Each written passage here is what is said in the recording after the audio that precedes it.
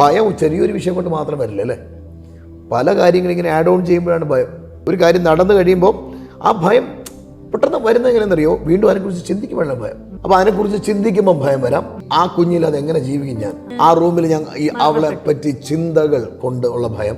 പല കാര്യങ്ങളെ കുറിച്ച് വ്യാകുലപ്പെട്ടാണ് ഇങ്ങനെ ഭയങ്ങൾ ഇങ്ങനെ കൂടുന്നത്. ഭയങ്ങൾ പല കാര്യങ്ങളെ കുറിച്ച് വ്യാകുലപ്പെടുമ്പോൾ അതിൽ നിന്ന് നേരെ ഓപ്പോസിറ്റ് ആയിട്ടുള്ള സംഭവം നടക്കുന്നത് ജസ്റ്റ് ബിലീവിലാണ്. നിങ്ങൾക്ക് എതിരെ വിധി എഴുതിയ ചില വിഷയങ്ങൾ മാറാൻ പോവാം. പരിശുദ്ധാത്മാവ് വളരെ പ്രൊഫറ്റിക്കലി ആരോടോ ഇന്ന് ഇടപെടുന്നു. നിങ്ങൾക്ക് വിരോധമായുള്ള വിധി മാറാൻ പോവുകയാണ്. ജപ്തി നോട്ടീസുകൾ മാറാൻ പോവുക. എനിക്ക് ആകെപ്പാടെ ഒരു കിടപ്പാടമുണ്ട്, അത് നഷ്ടപ്പെട്ടു എന്ന് ചിന്തിക്കുന്നു. നോ, ജപ്തി നോട്ടീസ് മാറും. നിങ്ങൾക്ക് അനുകൂലമായ ചില വിധികൾ വരും. ജയിലിലാകിയിരിക്കുന്നു എൻ്റെ പ്രിയപ്പെട്ടവർ, എന്ത് ചെയ്യണമെന്ന് എനിക്കറിയില്ല, എന്നെ സഹായിപ്പാൻ ഇത്ര കാശൊന്നും അടയ്ക്കാൻ നിവൃത്തിയില്ല. നിങ്ങൾക്ക് അനുകൂലമായ വിധി വരും.